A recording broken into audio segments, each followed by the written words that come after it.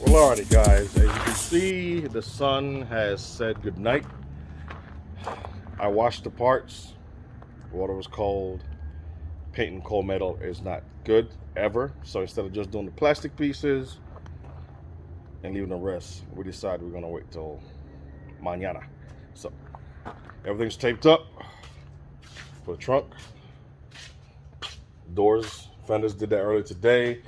Did the whole windshield wipers so we don't have to take the hood off. Everything is washed. Just gotta come in the morning, degrease it, and we should be good.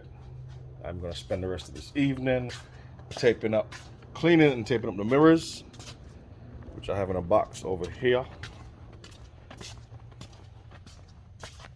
So just gotta get them, tape up the glass so they don't get paint on them. These black pieces, which are gonna be silver also, needs to be cleaned up.